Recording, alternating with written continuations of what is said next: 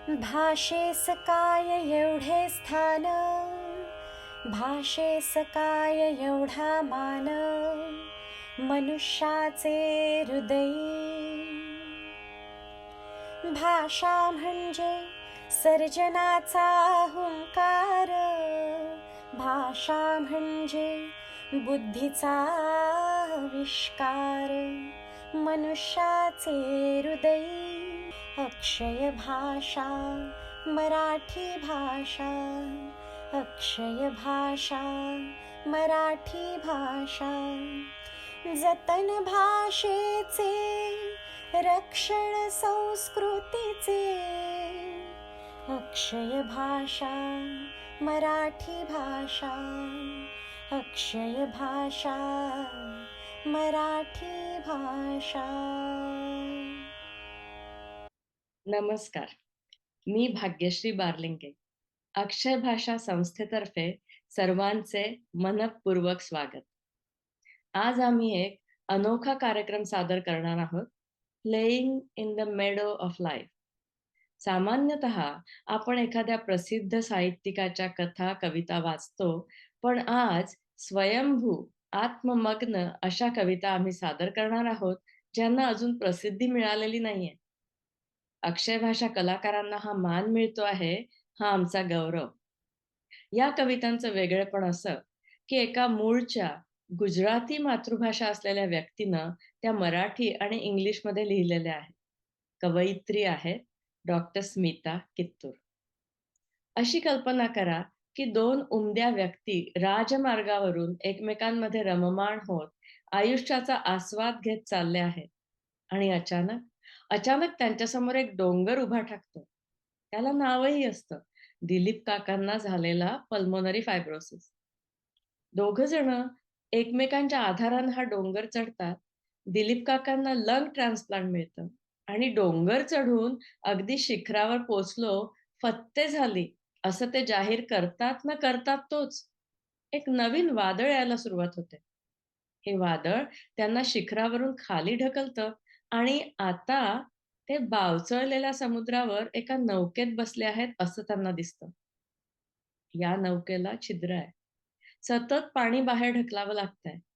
या छिद्राचं नाव आहे PML, progressive मल्टायफोकल ल्युकोएन्सेफेलोपॅथी.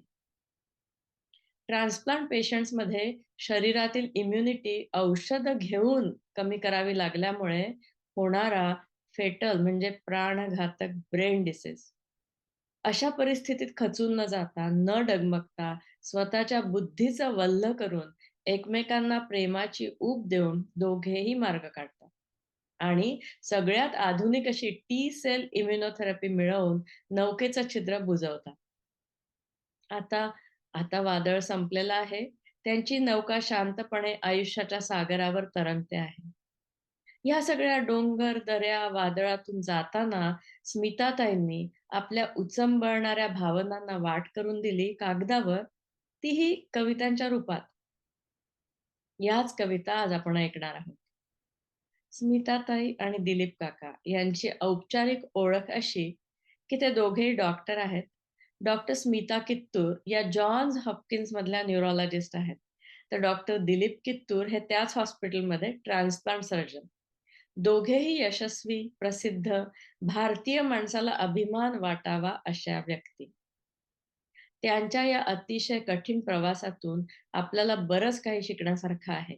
धैर्य, चिकाटी, बुद्धिमत्ता आणि सेन्स ऑफ ह्युमर. स्मिताताईंच्या कवितांमधून काय व्यक्त होते ते ऐकूया.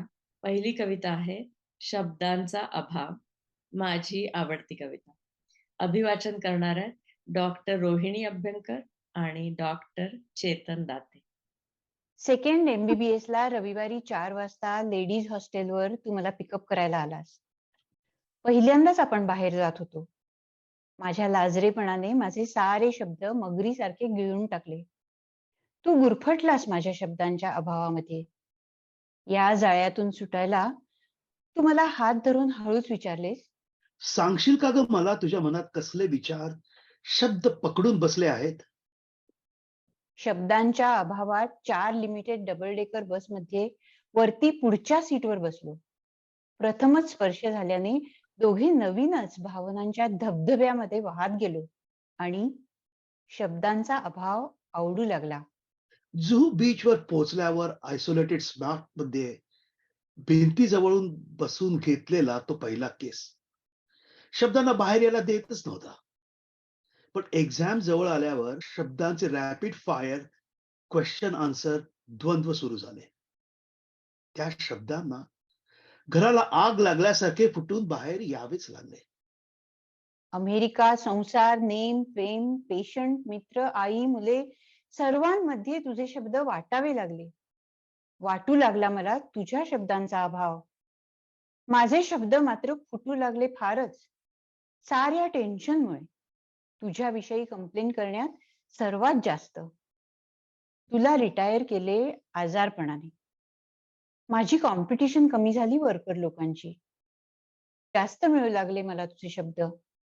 आता कॉम्पिटिशन उरली ती मित्र, ट्रॅव्हल, हॉबीज यांचीच फक्त.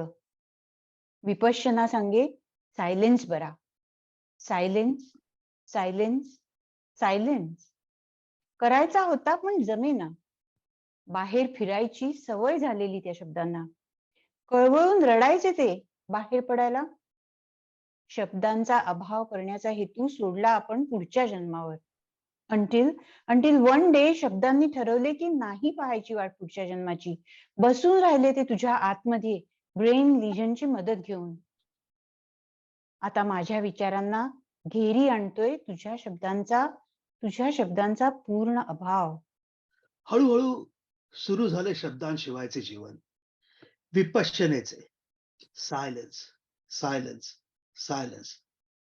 मित्र, पार्टी, ट्रॅव्हल सगळे गेले. राहिलो फक्त आपण एकमेकांना. पहिल्यांदा मेडिकल स्कूलमध्ये भेटलो होतो ना तसे. बोलायची जरूर राहिली नाही. तू एम बोललास तर मला समजायचे माउंटन ड्यू. समजायला लागले की मोस्टली सर्व बोलणे हे जगाबद्दल असते. शब्द लागत नाहीत 48 वर्ष बरोबर राहिल्यावर एकमेकांशी बोलायला. शब्द लागत नाहीत. तू बोलायला ट्राय करतोस. तू गेल्यावर मी कशी एकटी राहणार ते मला शिकवायला. सोड रे तू.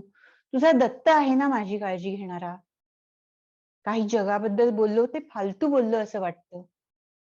तुझ्या बरोबर शब्दांशिवाय किती जवळ वाटतं रे मला. आज समजलं मला.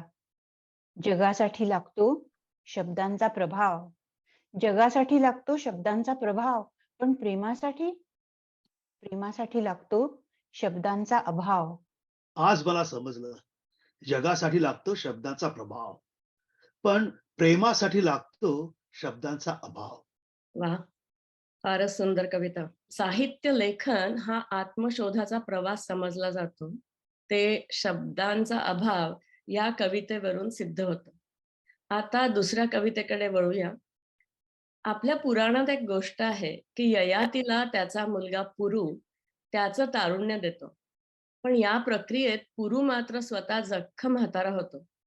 आजच्या आधुनिक युगात विज्ञानामुळे तरुण रक्त देता येतं, ते सुद्धा तरुणाची तरुणाई राखून. ती इम्युनोथेरपी जेव्हा दिलीप काकांना दिली गेली तर त्यात त्यांच्या मुलाचे रक्त वापरले गेले. त्या रक्ताचे थेंब जेव्हा दिलीप काकांच्या शरीरात जात होते तेव्हा स्मिताताई बघत होत्या. त्यांचं मन एकीकडे कविता रचित होतं. कवितेचं शीर्षक आहे इन्फ्युजन. अभिवाचन करणार आहे स्मिताताई आणि दिलीप काकांची मुलगी अल्विना ब्रुगमन. Infusion. You received your last infusion of our son's cells. I was watching the small plastic bag filled with clear liquid hung on the pole, dropping one drop at a time into your vein. Drip, drip. It was a strange feeling. It reminded me of Prayag, where 3 rivers meet, making it a rare and auspicious place.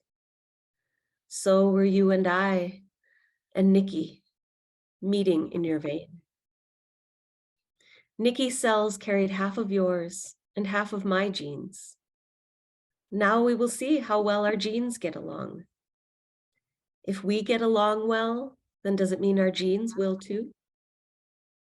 We shall soon know if they are cohabitating or at war. Yesterday, you asked me to check if your 3-digit additions were right, how hard you are working to regain what you have lost. I noticed for the first time you couldn't do 7 plus 4 equals 11. I thought you knew how to calculate using your fingers, but now you have no clue how to do that. I said, I will buy you an abacus with beads to teach you additions. Sometimes I feel it is such a big task ahead of you. It takes years for children to learn. I had to cry alone. But I remembered. I had promised. I will not feel sorry for you. I remembered. The body has to obey and react to the thoughts. I quickly wiped my tears, sent right thoughts to the body. You are healthy, and all your speech and knowledge are expressing slowly some more every day. And the numbers, they're not needed for our spirits, for meditating, for being happy. Wow. Beautifully read poem. It was an emotional exercise for Alvina. So thank you, Alvina, for reading this poem so nicely. साहित्य निर्मिती का व कशी या विषयावर 4 मान्यवर लेखकांनी मिळून लिहिलेलं पुस्तक म्हणजे वाटा आणि मुक्काम. या पुस्तकाने मला माझ्या प्रश्नाचे उत्तर दिले. प्रश्न असा होता की ज्या व्यक्तीने कधीही साहित्यिक लेखन केलेले नाही, त्या व्यक्तीने अतिशय मनोज्ञ अशा कविता लिहायला अचानक सुरुवात करावी, याचे कारण काय असू शकेल बरं? प्रसिद्ध साहित्यिक भारत सासणे या पुस्तकात लिहितात, अनेक गोष्टी साहित्यिकाला लिहित करतात, पण अस्तित्वपणाला लागले की अनिवार्यपणे साहित्यिक लिहू लागतो. तुमचे लिहिणे तुमच्या एकट्याशी संबंधित नसतेच. लेखकाला स्वतःच्या आणि इतरांच्या देखील लढाया लढाव्या लागतात. या लढाया अस्तित्वपणाला लावतात आणि लेखक लिहितो. हे वाचताना मला भारत सासणे हे स्मिताताईंविषयीच लिहितायत असं वाटलं. दिलीप काकांना झालेला पल्मोनरी फायब्रोसिस, नंतरची ट्रान्सप्लांट सर्जरी, पुढे PML अशा बलाढ्य शत्रूंशी लढताना मिळालेला अस्तित्व विदारक अनुभव आणि आध्यात्मिक मार्गदर्शनामुळे राखलेले आत्मभान या संयोगातून निर्माण झाली आहे स्मिताताईंची कविता. Playing in the meadow of life ही कविता म्हणजे मृत्यूचं तत्वज्ञान जागतेपणी मनात उतरवण्याचा, कृतीत उतरवण्याचा मंत्र देणारी कविता. अभिवाचन करणार आहेत रोहिणी आणि Chetan. Status post infusion number 5. You are stable. You make sentences but without nouns. I call it empty speech. When you want to tell me something important, since your aphasia multiplied by thousands. My mind is on a canoe ride of rapids in our lives. Sometimes hope, sometimes despair, and sometimes total acceptance. Despair. When I watch you work so hard studying ABC from kids' songs and forgetting them. On speech therapy and progressing so little. The dark clouds of despair engulf my hope. But then, as the clouds move and the sun shines through, hope arrives. You have come so far. You were supposed to be dead by now, according to the doctors, that is. You surpassed death. Your mental power, your fearlessness, your self-confidence, all give me hope. We have accepted death as not something we are scared of, but just a transition to the next body. We have accepted death as not something we are scared of, but just a transition to next body. We are ready to accept that it will be awesome for the soul to get a new body. We also are now believing that body, mind, and intellect die. They are not us. We are separate from that. We don't die. We don't die. We don't suffer. We are always in the state of bliss. The things that make me happy have changed. From a trip to Europe to you being able to say coffee. Joy is not outside. You are it. I love talking about getting stronger mentally. Some force brings us back to the right path, like a mother guiding a child. Some force brings us back to the right path.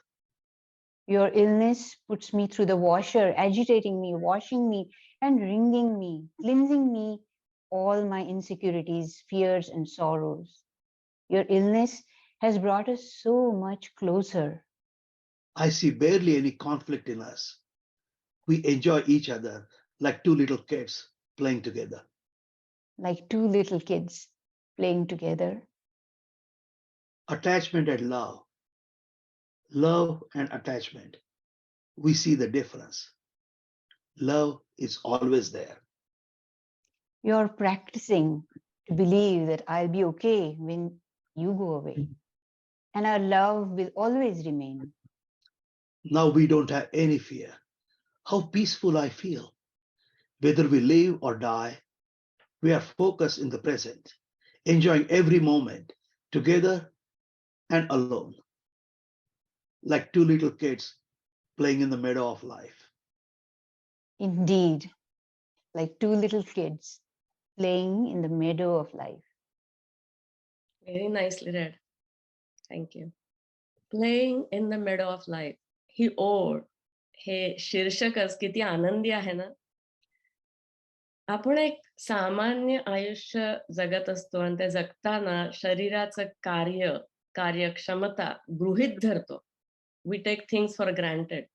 पण जेव्हा शरीराचा एखादा भाग अचानक काम करत नाही, तेव्हा त्याचं महत्व नव्याने कळतं. एखादा फ्लुएंटली बोलणारा माणूस अचानक बोलू शकत नाही, तेव्हा पुढे उभी ठाकलेली समस्या किती गहन आहे, किती गुंतागुंतीची आहे, हे कळायला सुद्धा वेळ लागतो. जेव्हा बोलण्यावर काही कारणाने परिणाम होतो, तेव्हा अन्न गिळण्याची यंत्रणा सुद्धा नीट काम करत नाही. त्यामुळे व्यथा, वेदना, भोग अजूनच वाढतात. दिलीप काकांना PML मुळे बोलता येईना, अन्न ग्रहण करता येईना, त्यावेळी स्मिताताईंनी स्वतःला सावरून त्या दृश्यातील ह्युमर कसं पाहिलं आणि स्वतः न रडता दिलीप काकांना कसं हसवलं, हे ऐकूया या कवितेतून. हृदयाला हात घालणारी कविता ABCDEFG. अभिवाचन करणार आहेत भाग्यश्री, रोहिणी आणि चेतन.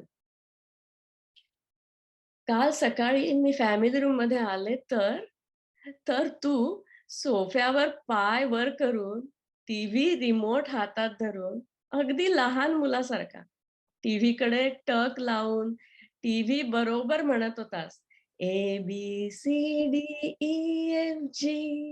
ABCDEFG. किती गोड दिसत होतास, किती इनोसंट दिसत होतास. तुझे हिरवे डोळे ABCD टीव्हीवर फॉलो करत होते तुझ्या मानेसारखेच, वर खाली डावीकडे उजवीकडे. किती कौतुक वाटते तुझे. स्पीच थेरपी करतोयस किती एन्थुझियास्टिकली. गेली 70 वर्ष तुझे मित्र होते ते शब्द, पण आता तू 2 वर्षांचा असावास तसे घाबरतात ते शब्द तुझ्या डोक्यातून बाहेर यायला. आणि एक दोन फुटावेत पॉपकॉर्न तसे फुटतात मधून मधून. पण ABCDच्या गाण्यातून मात्र येतात शब्द एका लाईनीत बाहेर. ABCDEFGHIJK. माझ्या दयेने केले रिप्लेस तुझ्या कौतुकाच्या भावनेस. तू एवढा हुशार, ट्रान्सप्लांट सर्जन. तुझी लेक्चर्स, पेपर्स, 100च्या वर जास्ती पब्लिकेशन्स. आणि आता शिकतोयस ABCD. ABCD. C, D, E, F, G. गोळा आला माझ्या पोटात. कपडा धुवून स्क्वीज करतो ना, तसे झाले माझे काळीज. डोळ्यातील अश्रू हाय प्रेशरनी आतून बाहेर यायला ट्राय करत होते. पण आठवलं एकदम मला 3 आठवड्यांपूर्वी तू मला म्हणाला होतास, डोळ्यात पाणी आणून. माझ्यावर दया करू नकोस जर मी बोलायचं बंद झालो तर. मी प्रॉमिस केलंय तुला, नाही रे दया आणणार तुझ्यावर. मग त्या अश्रूंना तो रेड लाईट सिग्नल ग्रीन व्हायला दिला नाही. रिव्हर्स होऊन मागे परतले ते, परत माझ्या काळजामध्ये. आणलं तोंडावर हास्य. हसत हसत मी आले तुझ्याजवळ, मिठी मारली तुला घट्ट आणि जोर जोरात गायला लागले मीही तुझ्या बरोबर. ABCDEFG. मग डान्स करायला लागलो आपण त्या गाण्यावर. किती मज्जा आली रे तेव्हा. बॅकग्राऊंडवर चालला होता लहान मुलांचा डान्स आणि आपला चालला होता फॉक्सट्रॉट. आठवण आली तुझ्या डिपार्टमेंटच्या क्रिसमस गालामध्ये गाणी म्हटले होतेस तू, स्ट्रेंजर्स इन द नाईट, माझ्या बरोबर डान्स करत. लोकांना काय कौतुक वाटले तुझे. आणि आता आपला चाललाय फॉक्सट्रॉट. कळायला लागले मला, हॅपीनेस बाहेर नाही, माइंड मध्ये आहे. पाहिजे त्यावेळी बोलवता येतो त्याला. Just sing ABCDEFG. ABCDEFG. आपल्या सगळ्यांसाठीच ABCD ला एक नवीन अर्थ प्राप्त झालाय, नाही का? आता ऐकूया एक आध्यात्मिक कविता, लाईफ इज अ रिव्हर. नदीची उपमा ही सर्व साहित्यिकांची आवडती. अध्यात्मात तर तिला फारच महत्व.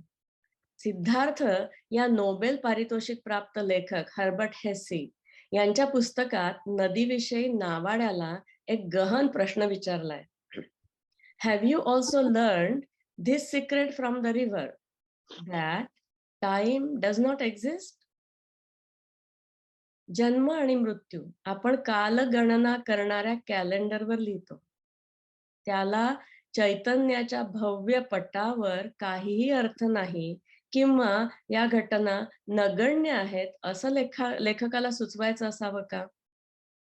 लाईफ इज अ रिव्हर या कवितेत स्मिताताईंनी नदीची उपमा आयुष्यासाठीच वापरली आहे, जशी ती अनेकदा वापरली जाते. पण या नदीच्या काठावर पाय सुद्धा ओले होऊ न देता तटस्थपणे उभं राहण्याचा प्रयत्न त्या कसा करतायत हे या कवितेतून ऐका. अभिवाचन करणार आहेत रोहिणी आणि भाग्यश्री. काल डे 7 ऑफ युअर इन्फ्युजन. तू उठलास, आज मिठी नाही मारलीस, शांत. काय रे झालं तुला आज? बरे नाही का रे? तू बोलायला लागला पण ते शब्द लेड सारखे जड, स्लो मोशन मूव्ही पाहिल्यासारखे हळूहळू येत होते. आपला धर्मच बदलला होता त्यांनी. दिसत होती तुझ्या डोळ्यातली भीती मला. काल देवाला म्हंटले मी, ठीक आहे, ऍक्सेप्ट करते मी, पण किती कसोटी करतोस माझी. एवढे ठीक नव्हते का तर आता याच्या मनामध्ये एक गोंधळ घालून बसलास. माझं आतापर्यंत स्पिरिच्युअल वाचून वाचून गोळा केलेलं धैर्य पत्त्यांच्या घरासारखं कोसळलं. भीती वाटू लागली मला, माझ्या मानसिक विकनेसची राक्षसासारखी. शंका येऊ लागली, निघेन का मी या वादळातून न बुडता बाहेर? आहे का माझं मन तेवढं स्ट्रॉंग? इथे कोणी नाही, मला एकटं वाटतंय. पण का मला कोणाची जरुरी? का एवढी वीक मी? श्रद्धा कुठे गेली माझी, स्वतःवरची आणि देवावरची? आज सकाळी वाचले, केव्हा येतात मनातून आणि वाणीतून चांगले विचार, जेव्हा नाही लागत बाहेरच्या जगाचा आधार आणि जाते तुमची लाचारी. ती गेली की जाते भीती आणि मग प्रगट होते तुमचे मूळ स्वरूप, भरपूर स्ट्रेंथ आणि अखंड आनंद. ठरवले मी मग, का नाही होऊ शकत मी तशी? पत्त्यांच्या घरासारखं नाही उभं करायचं मन, लोकांची पिटी घेऊन. मी स्वतः होणार आहे कॉन्क्रीट घरासारखी, भक्कम, स्ट्रॉंग. तसंच झालं आजचं मेडिटेशन. व्हिज्युअलायझिंग. नदीच्या काठावर मी उभी आहे. फ्लो होतंय लाईफ पाण्यासारखं. फ्लो होत आहेत काळ, प्रकृती आणि मी स्टेडी आहे. पाहतेय बाहेरून सर्व. पाहतेय माझं लाईफ फ्लो होताना. आज आला एक आशेचा किरण. MD अँडरसन ह्युस्टनने तुला ट्रीटमेंटसाठी ऍक्सेप्ट केलंय. ते पण पाहतेय नदीच्या काठावरून. हे सर्व घडतंय नदीमध्ये. मी काठावर. नाही झाले मी ओली. नाही गेले मी वाहत. उभी आहे भक्कम एके ठिकाणी. स्काय पाहत, माझं लाईफ पाहत, स्वतंत्र. वा. एका कवीने विचारलेल्या प्रश्नाचं उत्तर दुसऱ्या कवीच्या कवितेत मिळावं, तसं मला लाईफ इज अ रिव्हर ही कविता वाचून वाटलं की हर्बर्ट हेसेंनी जो प्रश्न विचारलाय त्याचं उत्तर स्मिताताईंनी नकळत दिलं आहे. पाय ओले होऊ न देणं, तटस्थपणे काठावरच उभं राहणं, याचाच अर्थ काळाची गणती न करणं. मला वाटतं हेच ते उत्तर आहे. माय 2 cents. The title of the next poem is Growing with the Tree. स्मिताताईंनी या कवितेचं शीर्षक ग्रोईंग विथ द ट्री असं जरी ठेवलं असलं तरी मी तिचं मराठीत नाव उसंत असं ठेवलंय. उसंत म्हणजे नुसता रिकामपणा नव्हे, तर तुम्ही स्वतःला दिलेली परवानगी सायकोलॉजिकली रिलॅक्स होण्याची. क्षणभर का होईना आयुष्यातील व्यथा, कथा, लटपटी, खटपटी बाजूला ठेवण्याची आणि समोर असलेला क्षण अनुभवण्याची. When I read this poem the first time, I remembered an interesting conversation from the book, The Tao of Pooh by Benjamin Hoff. I think it is relevant to this poem. It goes like this. What do you like best in the world, Pooh? Going to your house and eating, said Pooh. I like that too, said Christopher Robin. But what I like doing best is nothing. How do you do nothing? Asked Pooh, after he had wondered for a long time. Well, it's when people call out at you just as you're going off to do it. What are you going to do, Christopher Robin? And you say, oh, nothing. And then you go and do it. Oh, I see, said Pooh. This is nothing sort of thing that we are doing now, said Christopher Robin. Oh, I see, said Pooh again. After a long time, he said, I get it. It means just going along, listening to all the things you can't hear and not bothering. Let's see how Smita Tai does her doing nothing. Listen to this beautiful poem, Growing with the Tree. अभिवाचन करणार आहेत चेतन, रोहिणी आणि Bhagyashree. Greeted by a blooming tree outside my glass window, when I open my eyes from a nap, the delicate spring leaves almost touching the glass, as if trying to kiss me. The fat round tree trunk with the weathered brown scales splits into two, as if having two children on a family tree, forming a perfect V. The two branches along with the sky to pass through to meet me. Branches splitting further, narrowing, forming a network, like my mother and father, from 2 to 22. A dense green tree, bearing proud, lively leaves, immortal and mighty, hiding a flock of birds, not allowing the sky, even the sky, to shine through, but slowly losing its power, turning brown and wrinkly and losing its grip on life. A storm helps it detach from the life easily. The bald trees with almost no leaves, exposing their skeletons, except for few old wrinkled leaves, looking like a 100-year-old, holding on to life, But now I can meet the sky through. Seeing the barren tree from my bed, all of a sudden, all the branches out of nowhere had tiny, delicate lemon yellow leaves, as if the mothers delivered so many babies. The tiny little leaflets enjoying the sun, aimlessly swinging in the air, making their way to life ahead, breathing with me. My exhalation, the CO2, becomes their inhalation, and I inhale oxygen, their exhalation. We are connected. We are all connected. We are connected. We are all connected. We are connected. We are all connected. Sitting in the shadow of a leafless trunk, the ducks keeping their loyalty, the trees at the edge of this lake, the swimming ducks and turtles, all sharing life, giving joy, absorbing love. So, doing nothing is growing, according to this poet. अस्तित्वाच्या मुळाला हात घालणारा अनुभव तो स्वतःचा असो किंवा प्रिय व्यक्तीचा, तो तुम्हाला जगाकडे नव्यानं पाहायला शिकवतो. आणि मग आजूबाजूच्या गोष्टींचा अर्थ नव्याने कळायला लागतो, उमटायला लागतो.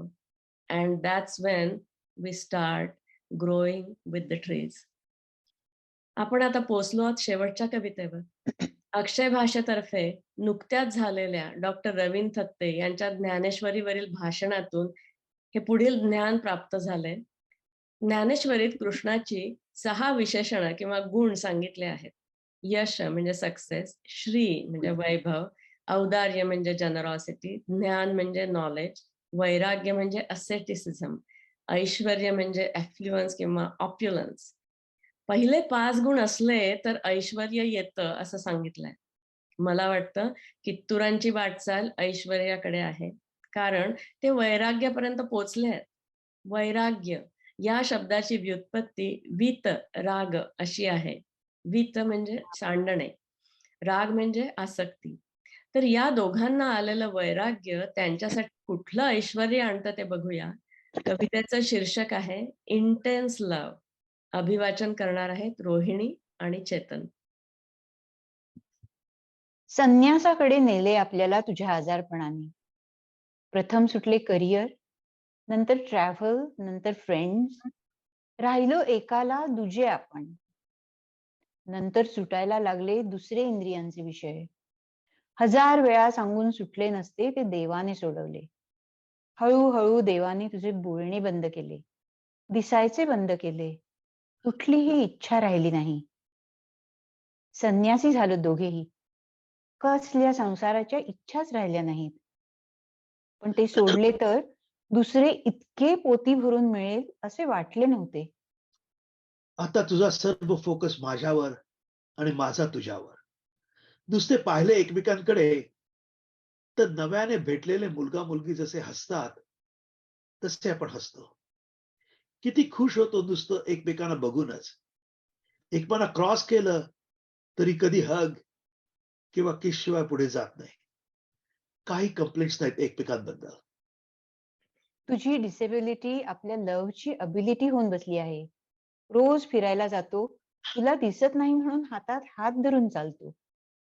मग कशासाठी हात धरला ते न बघता रोमॅन्टिकली हात धरून चालतो. तुला बोलता आले नाही तरी सगळे समजते. आपण जुन्या गप्पा मारतो, नाहीतरी मीच कायम जास्त बोलायची. जस्ट एकमेकांचा प्रेझेन्स आपल्यामधून किती इंटेन्स लव्ह पोर करतो. समजतंय आता. संसार सोडल्यावर, बाहेरचा डिस्टर्बन्स नाहीसा झाल्यावर जे उरते ते pure love, intense love, peace. Peace. या शेवटच्या कवितेवरून तुमच्या लक्षात आलंच असेल की स्मिताताई आणि दिलीप काकांना मिळालेलं ऐश्वर्य म्हणजे अथांग प्रेम. त्यांचं प्रेम सगळ्या कसोट्यांमधून उत्तीर्ण झालेलं आहे, म्हणून ते सगळ्यात ऐश्वर्यमान.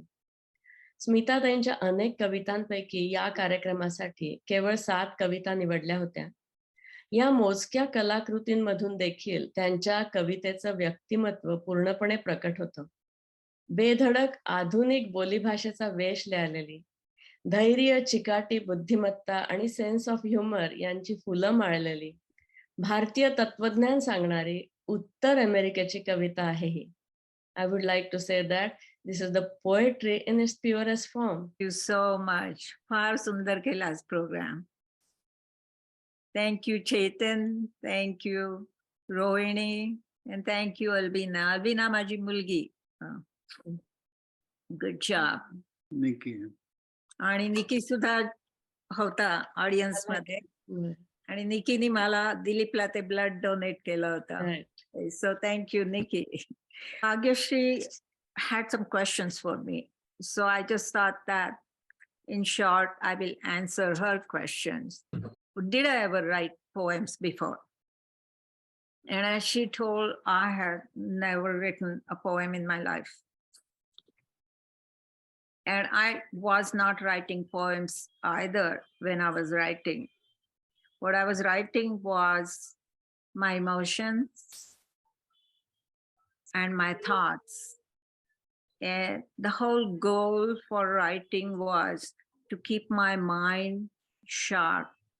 I wanted to make sure that I do not dive down into depression, because I was the caregiver and I was supposed to be strong. And if I go into depression, who's going to take care of both of us? And that was the goal for writing these poems. It was hard to get a psychologist to talk to. And I'm here, not in India, so we didn't have a social structure where other people would be supporting you. And I was alone. So I thought writing was the best way I could keep my mind sane. Also, at that time, my family members, my sisters, talked to me every day in the morning, where at 4 o'clock in the morning, my time, and one from Australia, one from India, we read books, and they were always positive books. They were Gita, Upanishad, some good books from Japan. I mean, we read all positive books. So for 1.5 hours, I used to read those books with them. And then next 1.5 hours, I used to be in a Upanishad group where Swami Tattvavidananda's lectures were read. So those two together in the morning for 3 hours kept my mind quiet. And then I would write the poem. I would pour out all my emotions, and then there would be a treatment from the spiritual readings that I was doing. And then I would write a prescription for my mental ailments, I would say, a spiritual prescription. And that's how each of my poem is. She also wanted to know what were my thoughts or reactions when I first heard the pulmonary diagnosis, fibrosis and PML diagnosis. And she wanted to know a little bit about PML and pulmonary fibrosis. So pulmonary fibrosis is the disease of the lung where there's a scarring between two cells. तर आता मी मराठीमध्ये बोलते. So ते scarring झाल्यानंतर cells जास्ती असे expand होऊ शकत नाही. त्यामुळे मग हळूहळू यू कॅनॉट असं ब्रीथ करता येत नाहीये. तर डॉक्टर्सनी सांगितलं की त्याला ट्रीटमेंट नाही आहे आणि त्याचं कॉज पण माहिती नाही, म्हणून त्याला इडिओपॅथिक म्हणतात. ते डॉक्टर्समध्ये एक जोक आहे की इडिओपॅथिक म्हणजे डॉक्टर इज इडियट, म्हणजे माहिती नाही आहे असं. पण मग सांगितलं होतं की 2 ते 2.5 वर्षानंतर ते जाणार. सो खूप वर्षापूर्वीच आम्ही ठरवलं होतं की चला आता we have to face death. पण देवामध्ये एवढी श्रद्धा नव्हती, की देवाला सांगितलं की तू मला कर माझं सगळं चांगलं, तेवढी श्रद्धा भक्ती नव्हती. त्यामुळे मला आता फक्त सायन्सच्या बाजूने मी आलेली आहे. सो आय वॉन्टेड टू मला सायन्स मधून काहीतरी आन्सर काढायचं होतं. पण सायकॉलॉजी, सायकॅट्रीमध्ये तरी काही आन्सर नाही आहे. फक्त मेडिकेशन्स आहेत. त्यानंतर मी ठरवलं हे उपनिषद मधून मला काहीतरी मिळतंय, तर त्याच्यामध्ये जास्ती खोदावं. आणि समजलं मला की उपनिषद म्हणजे मानसशास्त्र आहे. It's a science of mind. आणि जर तुम्ही माइंड कंट्रोल करू शकलात तर तुम्ही काहीही करू शकाल. तर ते माइंड कंट्रोल कसं करावं ते आज सकाळी मी ऐकलं. आज सकाळी उपनिषदच्या आमच्या डिस्कशनमध्ये स्वामींनी सांगितलं की 2 गोष्टी कराव्या लागणार. कारण ते माइंडची प्रकृती काय आहे? मूव्ह होतं. It just moves. That's a nature of mind. Thoughts खूप येत राहणार. पॉझिटिव्ह येणार, निगेटिव्ह येणार, पण थॉट्स खूप येत राहणार. आणि त्या थॉट्समध्ये तुम्ही चिकटलात, तर मग तुम्हाला मग राग, द्वेष, मी त्याला गाला म्हणते इंग्लिशमध्ये. इट्स लाईक ग्रीड, अँगर, लस्ट, एक्सेप्टन्स असं मी त्याला गाला म्हणते. म्हणजे गालामध्ये तुम्ही अडकता आणि तुम्ही त्याच्यामध्ये अडकलात तर माइंड मुवमेंट इज सो हाय की तुम्ही काम होऊ शकत नाही आणि त्यानंतर तुम्हाला जी पॉवर पाहिजे ती मिळणार नाही. तर ते कसं करावं? तर म्हणे पहिल्यांदा माइंड काम करण्यासाठी प्राणायाम करा, म्हणजे थोडं तरी काम होईल. पण तरी तुमचे ते राग, द्वेष वगैरे गाला जाणार नाही. तर त्यासाठी गीतेने सांगितलेलं आहे की तुम्ही प्रयत्न करत राहा.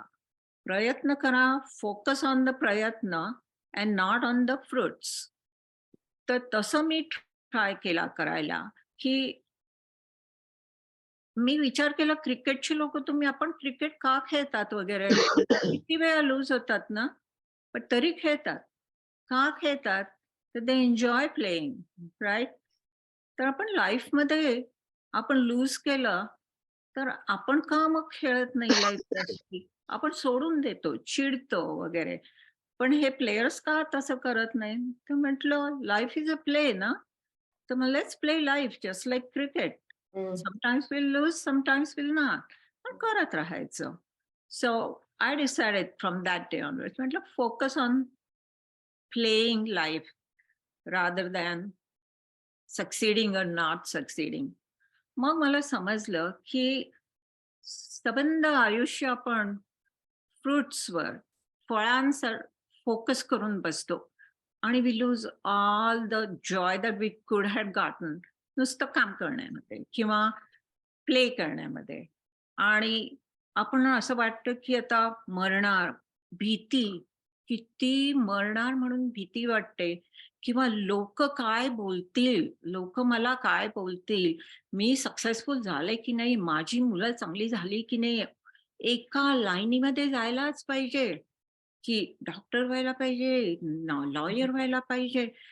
आणि ह्या सगळ्यामध्ये वी लूज अवरसेल्व्हज.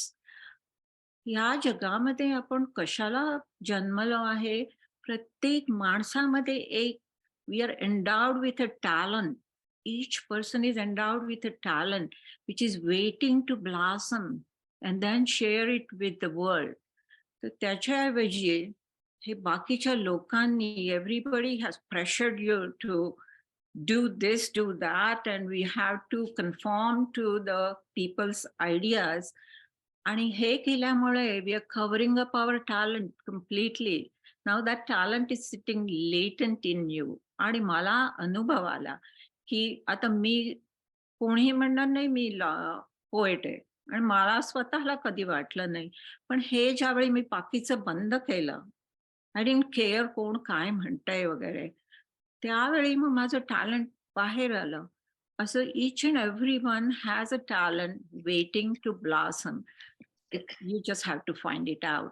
आणि when will that happen? When you stop caring about ideology of other people किंवा even your own.